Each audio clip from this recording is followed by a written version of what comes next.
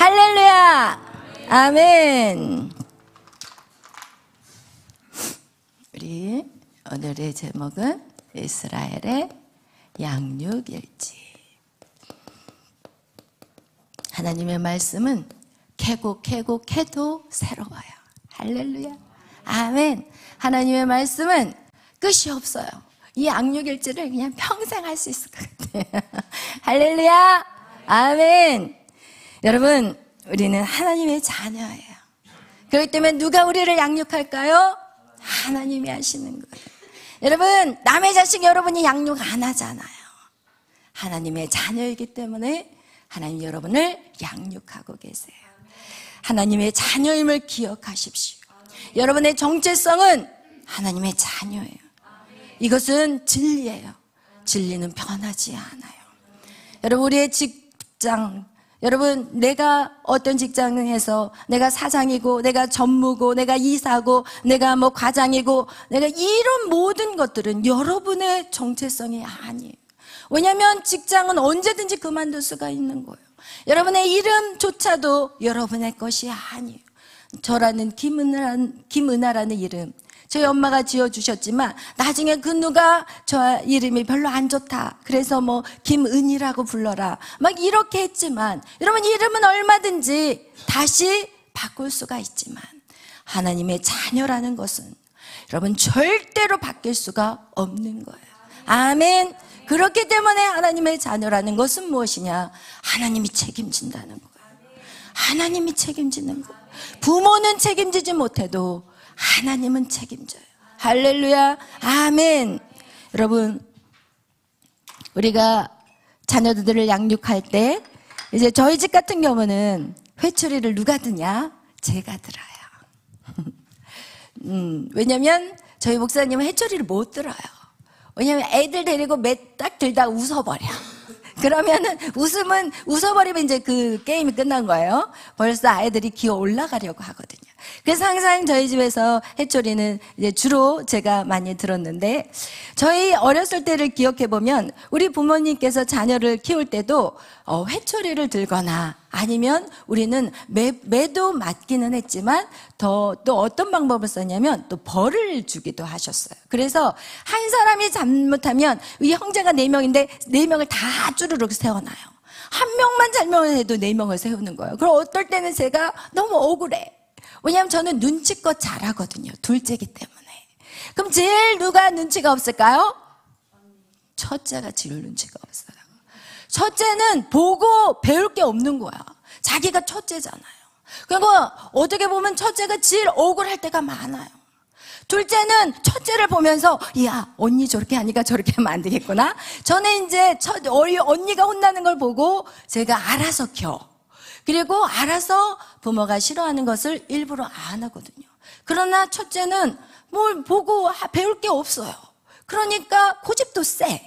그래서 저희 언니는 많이 부모에게 혼났는데, 그런데 중요한 거는 언니만 혼나는 게 아니라 쭈르륵 다 세워놓는 게 그게 문제라는 거예요. 그리고 벌을 항상 이제 벌을 많이 받기도 하고 그랬는데, 항상 저희 부모님이 가르칠 때는 저희 집에 가훈이 있었어요. 그 가훈도 액자에다 딱 걸어놨는데 지금 기억이 안 나요. 그리고 또 이 위계질서를 굉장히 중요하게 생각해요. 첫째 언니를 둘째가 둘이 싸워도 꼭 둘째를 야단하셨어요. 셋째랑 둘째랑 싸우면 셋째를 야단했고, 이 위계질서도 정확하게 잡아주셨는데 그게 제 인생을 살아오는데 참 많은 도움이 되었던 것 같아요. 근데 오늘 우리가 하나님의 이 양육 방법을 보면 하나님도 어떻게 하느냐? 꼭 회초리를 두셨다는 거예요. 그 회초리가 무엇이냐? 바로 초강대국을 세운 거예요. 우리 현수야, 할렐루야. 현수 사랑해요. 알아서 또 뒤로 가네. 그래, 이거는 사랑이에요, 사랑. 사랑하지 않으면 놔둬. 그냥 될 대로 되라 놔둬버려요. 그죠? 그와 같이 하나님께서도 우리에게 양육 방법이 무엇이냐? 반드시 회초리를 둔다는 거예요. 그것이 무엇이냐? 초강대국을 통해서 회초리를 둔다는 거예요. 그래서 여러분의 인생에서 어떤 일들이, 예를 들어서 몸이 아프다 그러면 여러분이 무엇을 생각하냐? 하나님과의 관계를 생각해야 돼. 여러분 안에 물질이 딱 막혀버린다. 그럼 뭘 생각했나? 하나님 관계를 생각해.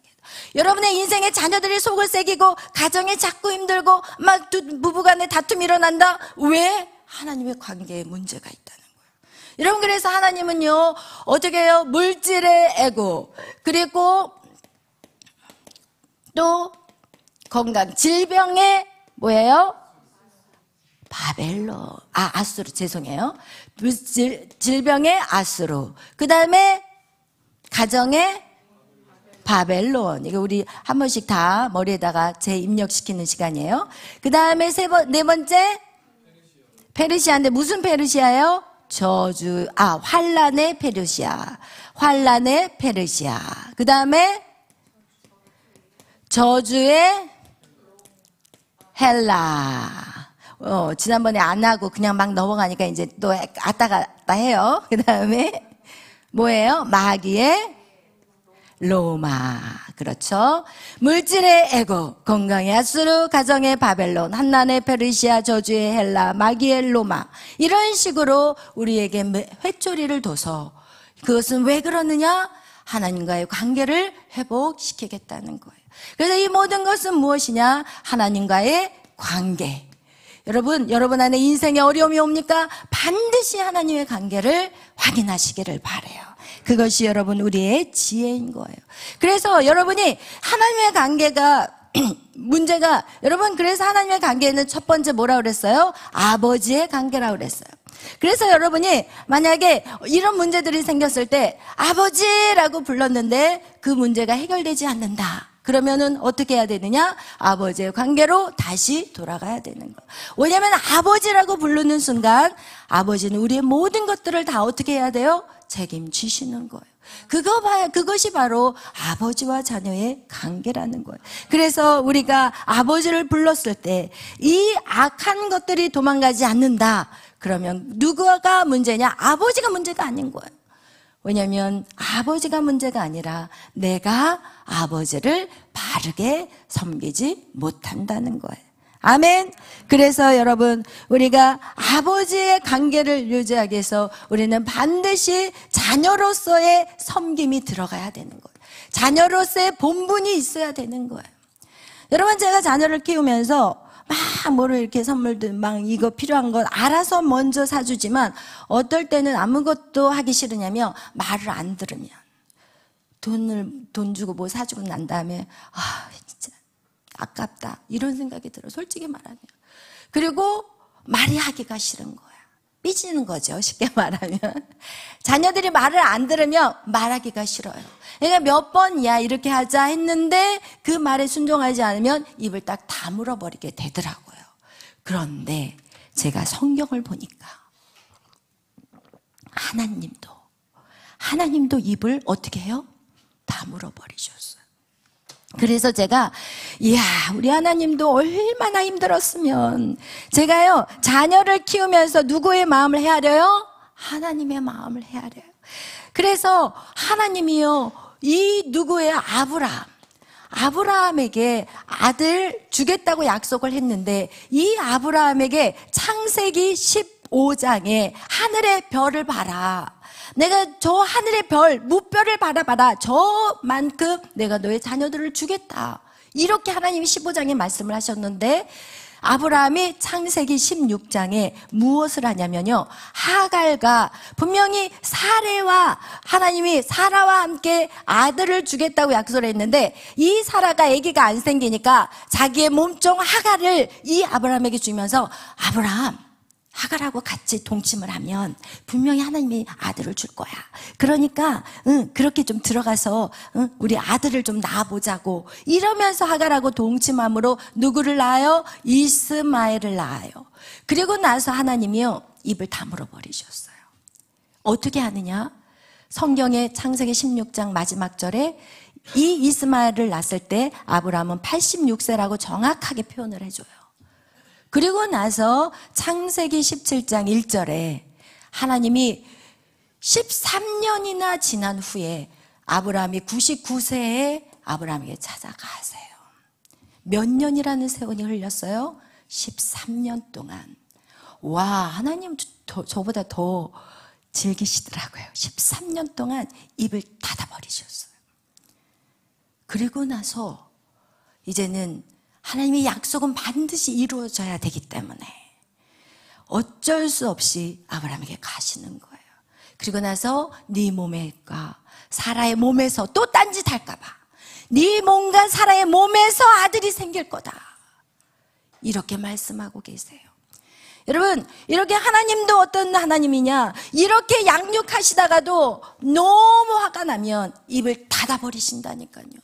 근데 그 닫는 그 기간 동안에 인간은 세월을 낭비해버렸어. 13년이라는 세월을 낭비했고, 문제는 무엇이냐? 가정 안에 갈등이 생겼어요. 어떤 갈등? 이스마엘을 낳고 난 이 하갈은 우와, 자기가 안방마님인 줄 알고 착각을 해. 그리고 나서 이 사라, 이 자기 주인을 갖다가 어떻게 해요? 완전 이렇게 깔보는 거예요. 뭐가 생겨요? 가정 안에 다툼이 일어났어요. 그리고 어떻게 하느냐? 결국은 이 이스마엘을 통해서 지금의 이슬람, 지금 전쟁하고 있잖아요. 이스마엘의 후손과 여러분 이삭의 후손이 지금 전쟁하고 있는 팔레스타인, 그 전쟁, 결국은 하나님 말씀대로 살지 못하고 순종하지 않음으로 말미암아 자녀들에게까지 고통을 안겨다 준다는 것을 여러분 꼭 기억하시기를 예수의 이름으로 축원합니다. 여러분, 이거와 같이 하나님도 지금 어떻게 하기를 원하느냐? 우리를 양육해 가기를 원하시는데 그 하나님의 자녀로서의 우리의 본분이 반드시 있어야 되는 거예요. 그 본분이 무엇이냐? 하나님을 섬기는 일이라는 거예요. 우리의 본분은 무엇이냐? 우리 전도서 12장 말씀 다 찾아보겠습니다. 전도서 12장 말씀, 12장 13절 말씀.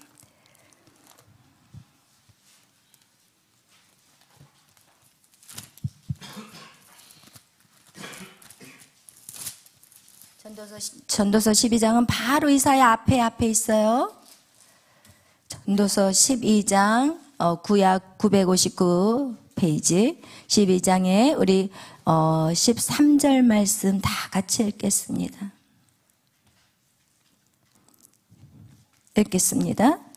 이래 결국을 다 들었으니 하나님을 경외하고 그의 명령을 지킬지어다. 이것이 모든 사람의 본분이니라. 아멘. 할렐루야. 하나님을 경외한다는 건 뭐예요? 그의 말씀을 지키는 거예요. 내가 부모를 경외하고 내가 부모를 존중한다고 하면서 부모의 말씀을 지키지 않는 사람은 이것은 가짜 자식이에요. 자식이 아니에요. 진짜 부모를 존중하는 것은, 공경하는 것은, 경외하는 것은 하나님의 말씀을 지키는 거라는 거예요. 하나님의 말씀을 지키는 것이 바로 누가 해야 돼요? 우리의 본분이라는 거예요.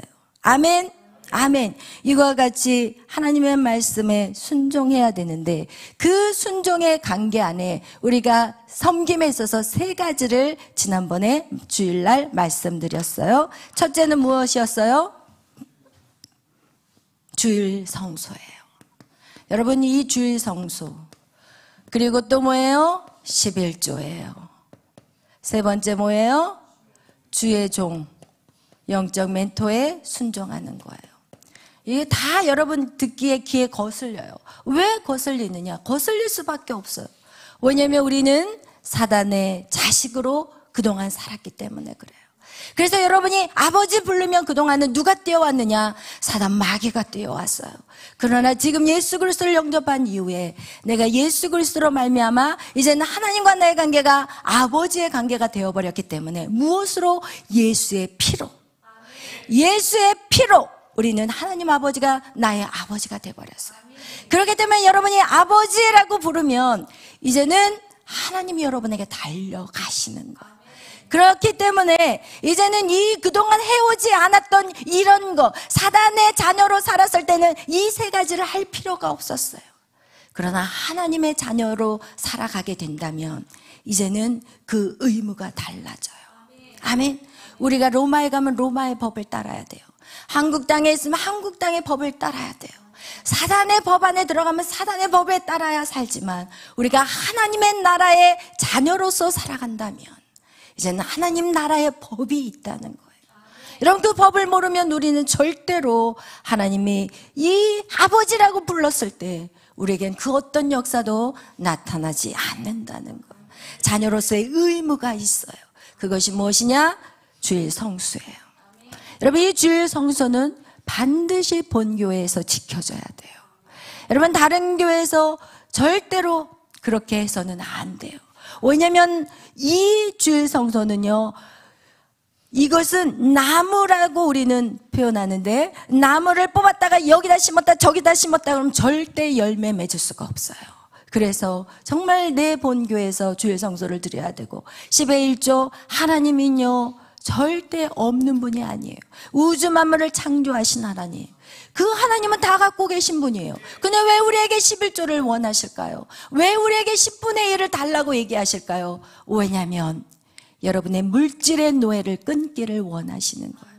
여러분, 또한 주의 종에게 순종하는 거, 왜 순종해야 되느냐? 여러분은 지금 몰라.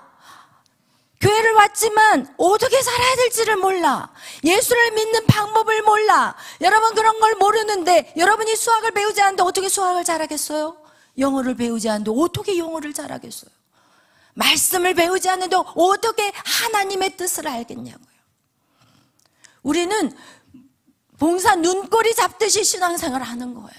이게 얼마나 위험한 건지, 얼마나 많은 시간을 낭비하고 에너지를 쏟아버리고 쓸데없는 시간들에 낭비되어 버리는 건지. 여러분, 신앙생활을 하면서 여러분이 이젠 하나님이 여러분을 체험케 하실 거예요. 어떤 체험을 하게 하시냐? 주일 성소를 했을 때의 체험과 11조 생활을 했을 때의 체험과 주의 종에게 순종했을 때의 체험을 여러분에게 반드시 여러분이 체험하게 될 거예요. 주일을 온전히 지키게 되면, 여러분, 하나님 앞에 시간을 드리면 하나님이 여러분에게 여유로운 시간을 만들어줘요.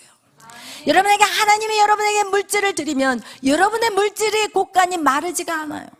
최근에 제가 우리 세준이에게 제가 계속 지켜봤는데 하나님 앞에 헌금 드리는 훈련이 안 돼 있더라고요. 그래서 제가 이제는 좀 약간 야단을 쳤어요. 한 2주 전에, 세준아, 11조는 하나님 앞에 드리는 거야. 네가 2만 원을 벌었으면, 네가 2만 원의 용돈을 받았으면 2천 원은 하나님 앞에 10의 1조를 해야 되고, 11조를 달랑 냈다고 감사나 주일헌금을 빼먹으면 절대 안 돼. 어떤 사람은 11조 딱 드리는 날은 주일헌금이 없어요. 감사헌금도 없어요. 이거 아니거든요.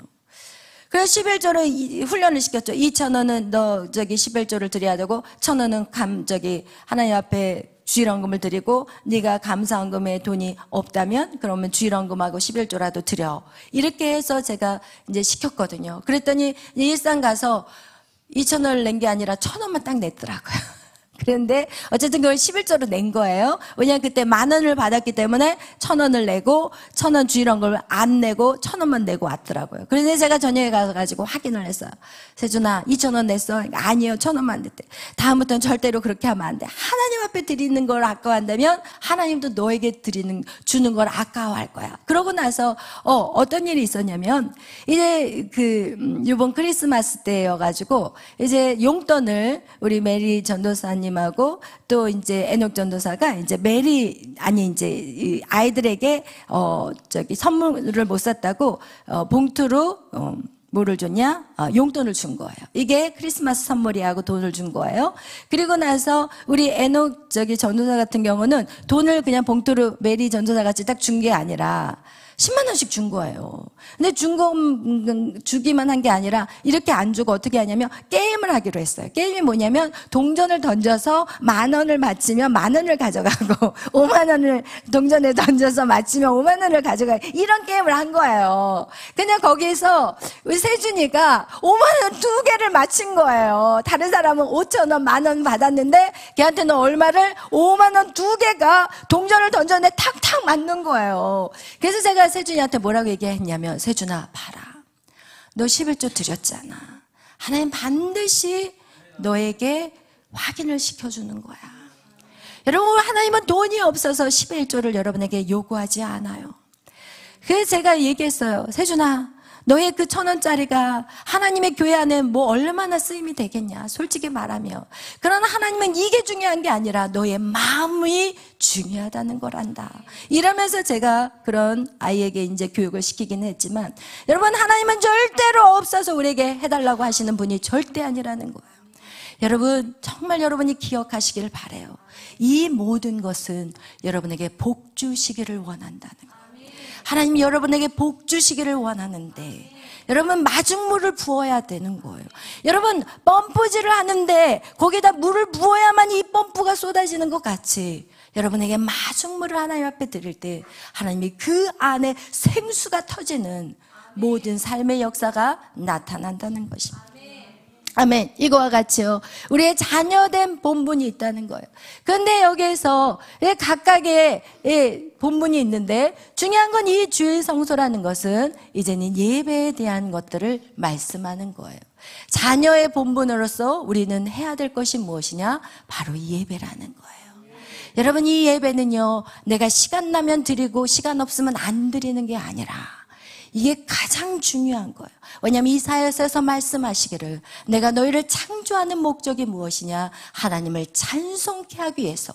여러분, 이 땅에 왜 태어났느냐? 하나님을 찬송케 하기 위해서 태어났다는 거예요.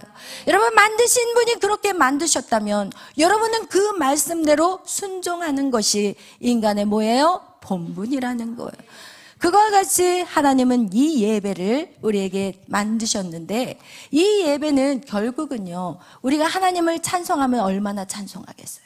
하나님을 예배하고 기도하고 또 말씀 듣고 또 주님 앞에 헌금을 드리고, 이런 것들이 여러분이 한다고 해서 얼마나 많이 하겠냐는 거죠. 그죠? 그러나 하나님은요, 이 예배를 통해서 누구를 살리기를 원하느냐?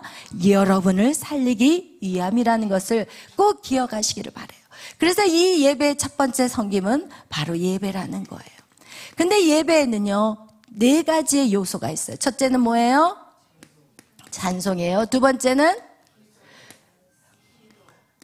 세 번째는 말씀. 네 번째는 헌금. 이것이 바로 토탈 예배인 거예요. 예배는 요 하나만 얘기하는 게 아니라 이 4가지가 예배라는 거예요.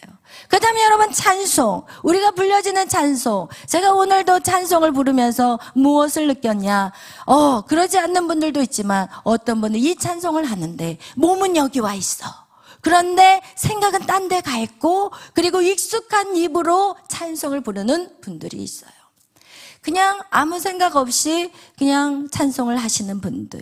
그러나 여러분, 우리에게 이 찬송, 하나님에게 불리어져야 될 이 찬송은 여러분, 모세의 찬송이에요. 미리암의 찬송이에요. 이스라엘 백성이 그 홍해를 건너서, 죽을 것 같은 상황에서 그 홍해를 건너서 뒤에서 그 바로 왕이 끌고 오는 그 마병과 그 병거들, 그리고 그 장군들, 그들이 몰고 오는 그 위험 속에서 어떻게 돼요? 살아나는. 하나님이 그 바다를, 홍해를 엎어버리고, 그리고 바로의 모든 장군들을 다 죽여버린 상태에서 누구만 살렸어요? 이스라엘 민족만 살렸어요. 그것이 무엇이냐? 우리가 예수를 믿는 것. 여러분에게는 생명이라는 거예요. 여러분에게 죽을 수밖에 없는 여러분을 살리신 것이 바로 우리 안에 찬송의 고백이 돼야 되는 거예요. 여러분, 이것이 그렇다면 우리는 뭐예요? 구원의 감격이 있어야만이 된다는 거예요. 여러분, 이 구원의 감격이 없이 여러분이 불려지는 그 찬양은 그냥 이렇게 불렀는데 공중에서 다 털려. 누가 다 먹어버려요? 사단이 다 먹어버려요. 여러분, 구원의 감격을 가지고 부르는 찬양만이 어디로 올라갈 수 있을까요? 하늘로 올라가요. 하나님의 보좌에 그 찬송이 올라가는 거예요. 여러분, 찬송을 부를 때에도 여러분 집중하면서 불러야 돼요. 왜? 사단은 여러분 안에 생각을 가져다 줘. 야, 오늘 그 일이 있잖아. 야, 오늘 예배 끝나고 너 빨리 가서 뭐 해야 되잖아. 이러면서 예배 드리면서 정신을 혼미하게 만들어버려요. 여러분, 반드시 기억해야 될 것은 그런 찬송은 하나님이 받지 않으세요. 여러분, 우리의 찬송은요, 모든 찬송이 구원의 감격이 있어야 돼요. 하나님, 나를 살리신 하나님, 죽을 수밖에 없는, 지옥 갈 수밖에 없는 나를 살리신 그 하나님 앞에 우리는 진짜 감사함으로, 감격으로 드려지는 찬양이 돼야 돼요. 그래서 출애굽기에 보면은 이 출애굽에서 바로 이제 홍해에서 나오자마자 모세는 모세 찬양이 있고, 그리고 미리암의 그 찬양은 바로 구원의 감격이 있는 거예요. 그 다음에 또 우리가 해야 될 건 뭐예요? 기도예요. 여러분, 이 기도라는 거, 이 기도 안에는요 3가지의 액체가 나와야 된대요. 그것은 옛날에 부흥사 목사님들이 하시는 말씀인데, 첫 번째는 뭐가 나와야 돼요? 눈물이 나와야 돼요. 두 번째는 땀이 나와야 돼요. 세 번째는 피가 나와야 돼요. 여러분, 예수 그리스도는 여러분 어떻게 해요? 땀방울이 핏방울이 돼버릴 정도로 그렇게 간절히 기도했던 것 같이, 여러분 진짜 기도 열심히 하면 얼굴이 빨개지거든요. 그리고요 막 열심히 기도하면 막 땀나, 옷을 막 벗어요. 그러면 교회에서 기도 열심히 하나 안 하나 보면은 옷을 막 챙겨 입는 사람들은 기도 제대로 안 하는 사람들.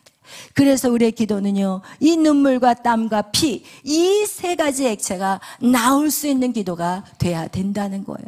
여러분, 또한 우리의 말씀을 들을 때, 여러분 지금 이 말씀을 듣는 이 여러분 가운데서도 별별 사람들이 있을 거예요.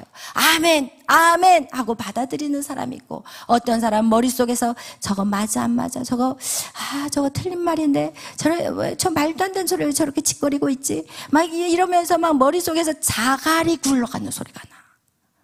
여러분, 말씀을요 2가지로 깨닫게 된다고 성경은 말하고 있어요. 뭐라고 얘기하냐?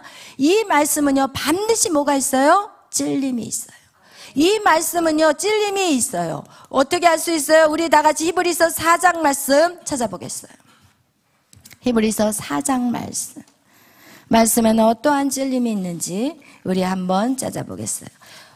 말씀에는 찔림이 있다는 것을 말씀하고 있는 내용이 우리 히브리서 4장, 우리 다 같이 12절 말씀 읽어보겠습니다. 12절, 13절 같이 읽는데 먼저 12절부터 읽겠어요. 하나님의 말씀은 살아있고 활력이 있어 사위의 날선 어떤 것보다도 예리하여 혼과 영과 및 관절과 골수를 찔러 쪼개기까지 하며 또 마음의 생각과 뜻을 판단하나니. 아멘, 아멘. 하나님의 말씀은 뭐라고요? 검이에요. 어떤 것보다도 어떻게 해요? 날쌔요. 그래서 이 날쌘 검이 여러분의 영과 혼과 육을 지금 치고 있는 시간이 바로 이 말씀의 시간인 거예요. 그렇기 때문에 여러분이 말씀을 들을 때 아파야 되는 게 맞아요? 틀려요? 교회를 다니는데 말씀이 나를 아프게 하지 않는다, 그 교회는 가짜예요. 오늘날 그런 교회들이 너무나도 많아요. 그리고 나서 성도들 그냥 하나님의 자녀들을 완전히 바보 만들어놔요. 여러분, 이 검이 여러분을 잘라야 돼요. 쳐야 돼요. 아파야 돼요. 찔려야 돼요. 쪼개야 돼요. 아멘, 아멘. 오늘도 쪼개지는 역사가 여러분 안에 있기를 예수의 이름으로 축원합니다. 아멘. 이렇게 쪼개져야만이, 이 찔림이 왔을 때 2부류가 있었다고 그랬어요. 한 부류와 2부류가 있는데, 여기에서는 사도행전 2장에 바로 베드로의 설교, 여기에선 쪼개졌어요. 그들이 회개했어요. 울고 통곡했어요. 내가 죽인 사람이 하나님의 아들 메시아였습니까? 어떻게 해야 합니까? 이러면서 이 베드로 앞에서 그들이 막 불안해서 떨었어요. 그러자 베드로가 말했어요. 회개하고 세례 받아. 그리고 나서 성령을 받아. 그러면 돼.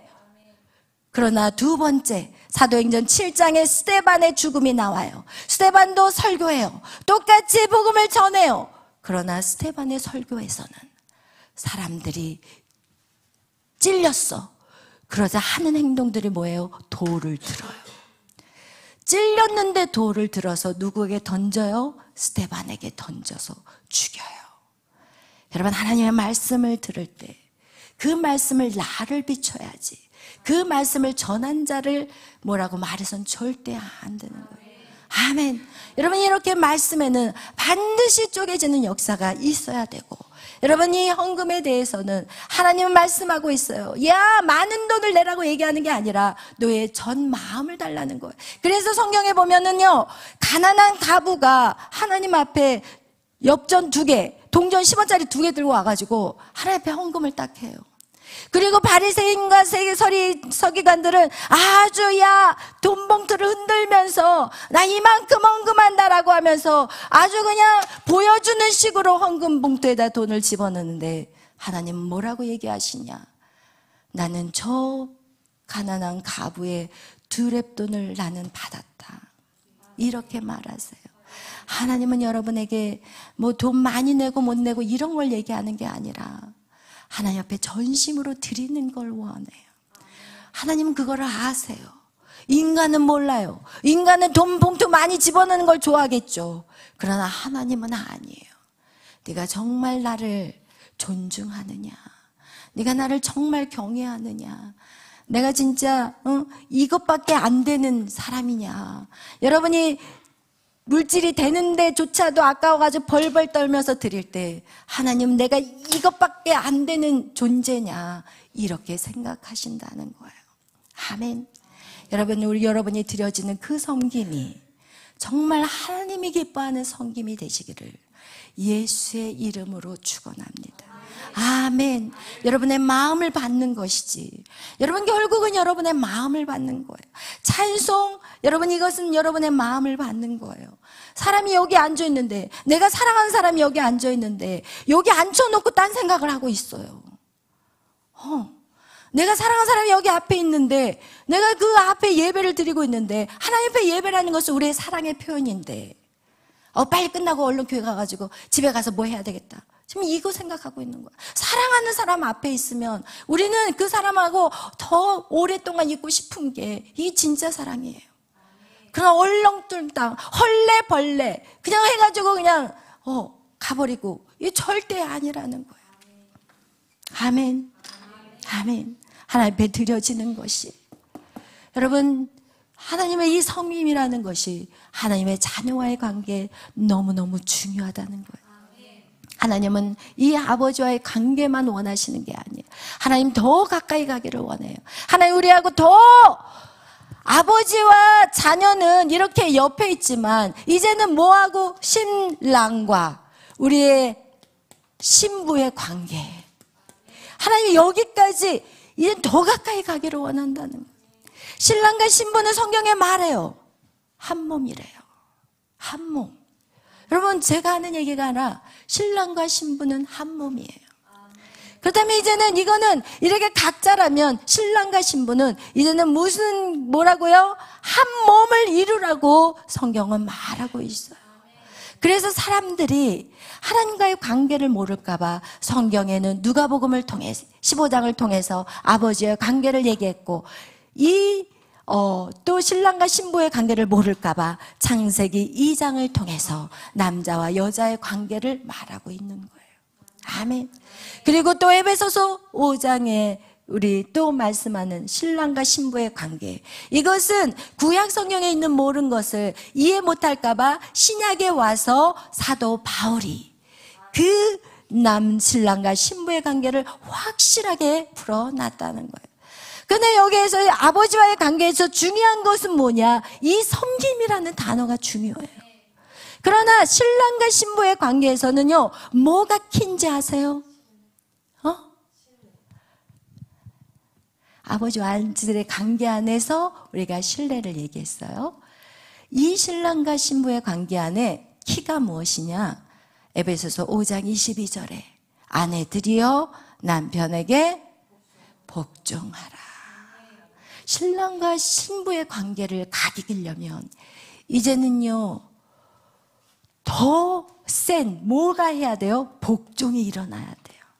그럼 여기 있는 남편들은 우와, 이런 설교는 많이 해야 돼. 맞아, 아내들이여 들어라. 너희들 남편에게 복종해야 돼. 이렇게 좋아할 것이 아니라, 또 5장 25절에는 남편들이여 아내들을 사랑하는데 어떻게 사랑하라고요? 그리스도가 교회를 위해서 죽은 것 같이. 그게 뭐예요? 아내들을 사랑하는데 어떻게 죽어버리래요. 주여 죽으래요. 남편이 죽으래요. 그걸 언제 보여줬냐면 창세기 2장에 보여주고 있어요. 아담이 홀로 있으니까 이제 외로운 거야. 근데 하나님이 이 아담을 잠을 재운 다음에, 이 성경은 잠 재운다고 말하지만 여기에서의 히브리어 원어는 죽는 거예요. 남편이 죽을 때 그 안에서 갈비뼈를 빼요. 산채로 어떻게 갈비뼈를 빼겠어요? 그 얘기는 무엇이냐? 아담이 죽어서 안에 하와가 생긴 거예요.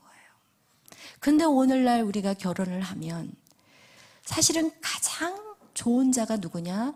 아내거든요. 왜냐하면 남편의 모든 것들을 다 아는 사람이 누구냐? 아내예요. 그렇지만 늘 떠날 수 없는 사람이 누군가? 아내예요. 근데 이 남편들은 아내의 말을 안 듣고 밖에 나가서 비서 말 들어. 밖에 나가서 술집 여자 말 들어. 밖에 나가서 딴 여자 말을 들어. 그러나 죽어도 아내 말은 안 들어. 왜? 자존심이 상해. 자존심. 와, 내가 말이야, 이 남자는 하늘이야, 여자는 땅이잖아. 우리 목사님한테 들은 얘기예요. 우리 목사님 처음에 결혼했는데, 와, 결혼 전에는 안 그랬거든요. 막 하늘이 별까지 따다 주신다고 이러면서 결혼과 동시에 눈이 확, 선악과의 그 저주가, 제가 항상 얘기하잖아요. 결혼과 동시에 선악과의 저주가 임하는 거예요. 그게 뭐예요? 너 때문이야. 우리가 서로 부부간에 너 때문이라는 원인이 너무 많잖아요. 그리고 어떻게 보면은 가장 나의 동역자가 내 남편이와 아내거든요. 그런데 이게 하나님 안에서는 가장 좋은 동역자가 될 수가 있고, 하나님이 없으면 이 세상에서 가장 무서운 사람이, 우리 목사님이 제일 무서운 사람이 저래요.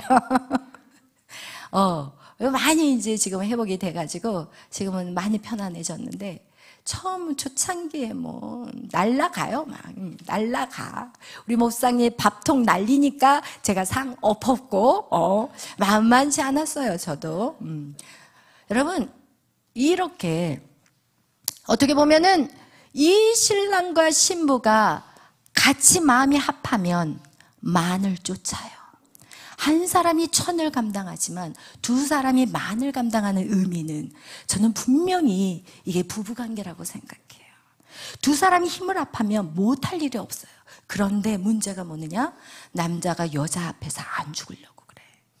그리고 여자는 그런 남자를 존중해 주지 않아요.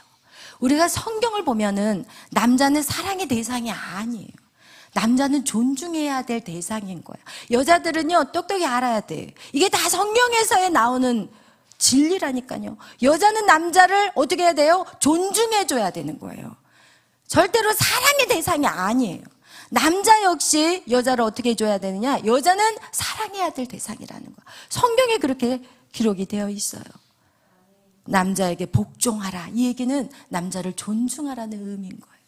그리고 네 몸과 같이 사랑하라. 주님이 교회를 위해서 죽은 것 같이 너희들이 사랑하라. 이 얘기는 무엇이냐? 바로 여자는 사랑의 대상인 거예요. 할렐루야. 여러분, 이렇게 우리가 이것이 이 관계가 회복되지 않고서는 절대로, 여러분, 우리는요 서로에게 오히려 적과의 동침이 되는 거예요. 적과의 동침이라는 영화 한번 보세요. 저는 그 적과의 동침을 보면서 복음을 봤어요. 저는 뭐를 봐도 복음으로 보여. 할렐루야. 여러분, 그런데 우리가 이 신랑 신부가 되는 관계 안에서도 우리가 바로 신랑 신부가 되지 않잖아요. 우리는 뭐가 필요해요? 두 사람을 중매하는 중매자가 필요해요. 그죠? 이것은 바로 무엇이냐? 누군가가 교회로 이끌고 와야 되는 거예요. 누군가가 전도를 해야 되는 거예요. 그리고 나서 두 번째 뭐예요? 이제는 약혼식이 이루어져요. 약혼식이라는 건 뭐냐면, 내가 당신과 결혼할 것을 약속합니다. 그게 바로 여러분이 받는 물로 세례를 받는 의식인 거예요.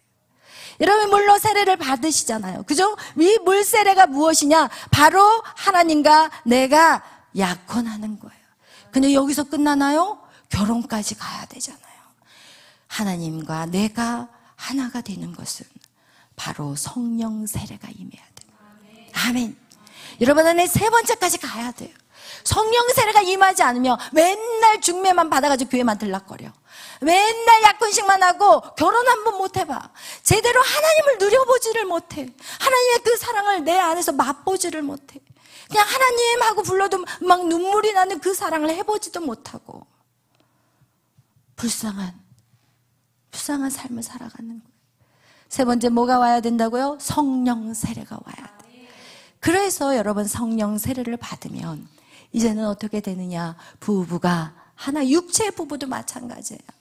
한 사람 막 성령 세례를 받아가지고 펄쩍거리고 불 받아가지고 막 뛰어다니는데 성령 세례를 못 받은 남편이나 아내는 어떻게 외로워? 교회에다 다 뺏겼어. 교회 가서 안아버려 이게.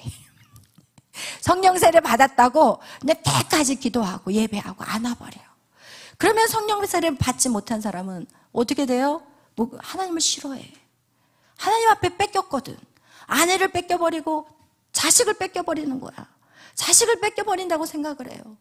그리고 하나님을 원망하기 시작하고 그런 교회 다니기 싫은 거예요. 여러분 이렇게 서로 생각이 다르기 때문에 일치할 수가 없는 거예요. 그래서 우리는 한 사람이 성령 세례를 받았다면 그 다음 사람이 성령 세례를 받을 수 있도록 우리는 도와줘야 되는 거예요. 아멘. 그리고 기다려주는 것도 필요해요. 그 사람이 성령 세례를 받을 때까지. 왜? 이해할 수 없거든. 이 영적인 세계를 누가 이해할 수 있겠어요?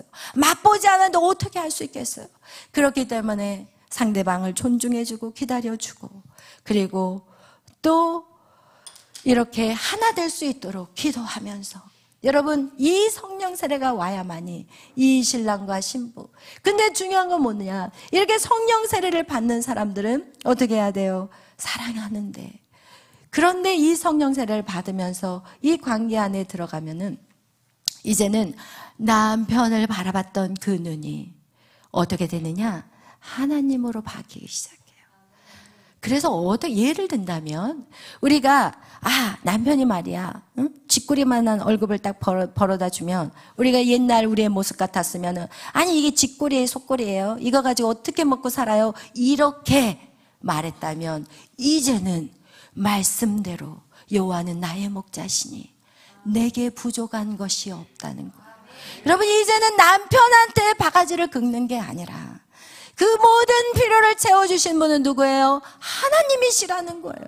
그래서 여러분 우리가 이런 신랑과 신부의 관계 안에 하나님의 관계 안에 온전히 들어가면 신랑이신 예수님이 채워주심과 그 사랑에 이제는 만족하게 되는 거예요. 이전에는요 저 역시도 남편의 어떤 행동들을 보면서 와 진짜 어떻게 사례비를 받았는데 오다가 다 털려서 와.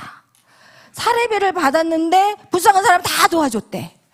그리고 한번 사례비를 받았는데 그것도 뭐 가뭄에 콩나듯이 받는 사례금이에요. 근데 들고 왔는데 저한테 딱 와가지고 하는 얘기가 어떤 집사님이 지금 당장 돈이 필요하다고 그래서 그냥 그 돈 빌려줬대요. 그래서 제가 열이 뻗쳐가지고 여보! 왜 결혼했어? 왜 애기는 왜 낳았어? 내가 이러면서 제가 막 이 거품을 뿜으면서 뒤로 넘어갔을 때가 있었다니까요. 그때가 언제였냐? 사모였을 때. 여러분 그런데 하나님 저를 훈련하고 다듬으시면서 하나님과의 그 관계 안에 들어가니까 하나님 저한테 그렇게 얘기하시더라고요. 내가 너의 목자야. 네 남편이 너의 목자가 아니야. 내가 너의 목자란다. 너의 모든 필요를 내가 채워주는 거야. 네 남편이 아니야.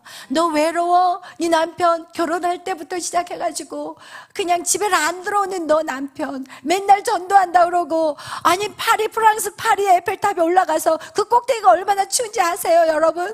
거기에서 전도한다고 저를 40분을 세워놨어요. 그러면서 가기 전에 뭐라고 한지 아세요? 여보 내가 프랑스 파리를 보여줄 거야 이러면서 갔는데 저는 저는 관심도 없고 저한테는 그냥 그 부산에서 온 청년 붙잡고 그냥 그 청년이 지금 우리 교회에 나오냐고요. 그런데 그 소중한 시간들을 그냥 아내에게는 관심도 없고 오직 전도에 미쳐가지고 아니 그런 사람이 우리 남편 양준원 목사님이세요. 아멘. 그런데 지금은 제가 저희 남편한테 그런 외로움을 찾지 않아요. 오히려 저희 목사님이 이제 나이 드셔가지고 여보 그런데 아유 나 지금 바빠요 여보. 나 지금 주일 하느라 바쁘고 설교 준비하느라 바쁘고 나 지금 요새밖에 바빠요 목사님. 좀 문 닫고 나가주세요. 이렇게 돼버렸어요. 주여, 이 일이 너무 감사한 거예요. 하나님의 이 일이 너무 기쁜 거예요. 너무 행복한 거예요. 우리 목사님이 요즘은 막 코가 이렇게 빠져가지고, 그래서 제가 그랬어요. 목사님 왜 그러셔요? 점점 더 주를 위해서 열심히 사셔야지. 이제 몸이 약해지시니까. 이 남자들은 이 나이 드시면 잘해야 돼요. 여자 없으면 안 돼요. 남자들은. 여러분 나이 들면은 남자들 힘 빠져봐요. 그냥 여자 옆에 딱 붙어가지고 그냥. 그래가지고 어떤 분들이 어떤 그런 얘기가 있어요. 이사를 가려고 막 이삿짐을 다 이제 담았는데 남편이 사라진 거예요. 그래서 어디 갔나 봤더니 자기 놔두고 갈까봐 이사 짐 화물차 옆에 운전수 옆에 가서 딱 앉아 있더래요. 여러분 잘하세요. 할렐루야. 전혀 딴 얘기하고 있어요, 지금. 설교하고. 본문하고 딴소리하고 있어요. 그러나 너무나도 중요한 얘기예요. 아멘. 여러분, 우리의 필요를 채우시는 분 하나님이에요. 여러분의 남편도 어떻게 보면 여러분의 사랑이 필요한 사람이에요. 여러분의 섬김이 필요하고, 여러분의 존중이 필요한 사람이고, 여러분의 아내 역시도 마찬가지예요. 여러분의 사랑이 필요해요. 부부가 만나서 정말 그 짧은 시간 안에 정말 짧게 만나서 살다가 가거든요, 사실은. 근데 왜 그렇게 미워해야 되고, 왜 그렇게 다퉈야 되고. 여러분, 사랑하고 살 시간조차도 짧은데, 자녀하고도 마찬가지예요. 여러분, 시집 가버리고 가정을 떠나버리면 이제는 또 각자가 독립해야 되는데, 내 품 안에 있을 동안 더 많이 사랑해주고 존중해주고 인정해주고, 여러분, 이것이 하나님의 관계 안에서만 해결이 되는 거예요. 여러분, 남편을 사랑할 수 있는 힘이 어디서 나온지 아세요? 바로 여기서 나와요. 아내를 사랑할 수 있는 마음이 어디서 나온지 아세요? 여기서 나와요. 하나님의 그 관계 안에서만 우리는 그 누구를 사랑할 수가 있고, 그 누구를 섬길 수가 있고, 그 누구를 존중해 줄 수가 있어요. 하나님의 관계가 없으면요, 그냥 그 가정은 끝장나는 거예요. 여러분, 다 끝나버리는 거예요. 하나님의 관계 안에서만이 모든 것들이 회복될 수 있어요. 아멘. 할렐루야. 믿습니까? 아멘. 오직 하나님 안에서만이 여러분 진정한 행복을 얻을 수가 있는 거예요. 그래서 하나님 우리를 양육하기를 원해요. 아멘. 하나님 우리를 양육하기를 원해요. 하나님을 섬길 때 우리는 다른 사람을 섬길 수 있게 되는 거예요. 아멘. 우리 찬양하고 기도하겠습니다. 살아계신 주,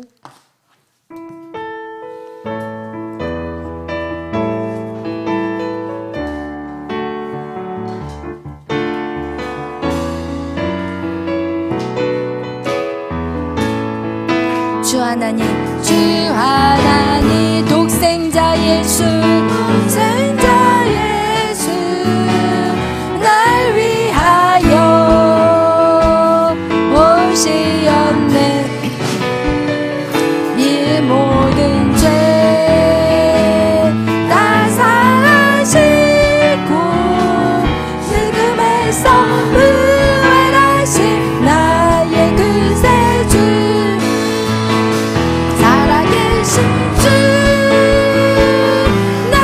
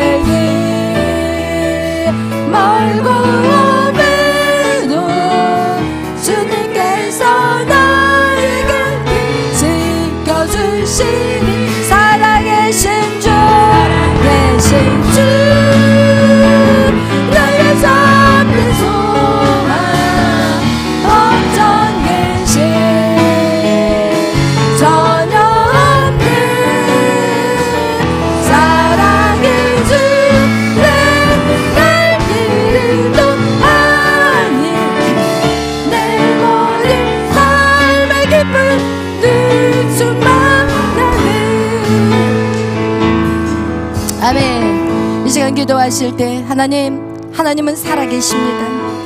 내가 그동안 하나님은 살아계심에 대해서 잊고 살았습니다. 하나님은 살아계십니다. 하나님 말씀하신 걸 반드시 이루십니다. 우리가 비록 연약하다 할지라도, 아브라함이 비록 연약했지만 하나님이 다시 그를 찾아가셨고, 하나님은 그 뜻을 반드시 이루시는 하나님이심을 우리는 보았습니다. 하나님, 우리는 시간 낭비하지 않게 하여 주옵소서. 하나님과 끌어당기는 하나님 그런 시간 아버지여 갖지 않게 하시고, 하나님 우리에게 오는 어떠한 환난과 어려움이 올 때마다 우리가 다시 하나님과의 관계를 하나님 보게 하시고, 그리고 그것을 다시 회복시킬 수 있는 우리가 되게 하여 주옵소서. 하나님 이 시간 기도하다가 하나님 그것들을 찾게 하여 주시고 보게 하여 주시고, 이제 다시 하나님 관계 안에 바른 관계로 회복되게 하여 주옵소서. 이제 우리 다같이 주여 외치며 기도합니다. 주여 주여 주여. 할렐루야. 사랑의 하나님 감사합니다. 이 시간 우리가 기도합니다. 우리의 연약한 것이 무엇입니까? 우리의 연약한 것이 무엇입니까? 하나님 아버지라고 불러도 대답하지 않는 이유가 무엇입니까? 오늘 그것을 알게 하여 주시옵소서. 하나님 내 방법대로 살았던 것들을 회개하게 하여 주시고, 하나님 앞에 절저하게 무릎 꿇게 하여 주시고, 하나님 뜻을 이뤄갈 수 있는 우리가 되게 하여 주옵소서. 성령 하나님 오시옵소서. 우리를 만져주시옵소서. 하나님 감당하게 하여 주옵소서. 하나님 말씀을 아버지여 순종하게 하여 주옵소서. 말씀에 복종하게 하여 주옵소서. 그래서 믿음의 길을 걸어가게 하여 주옵소서. 성령 하나님 오시옵소서. 오너와시아라 주여 역사하소서. 주여 일하여 주시옵소서. 주님 감사합니다. 주님 감사합니다. 영광 받아 주시옵소서. 예수님의 이름으로 기도하였습니다. 아멘.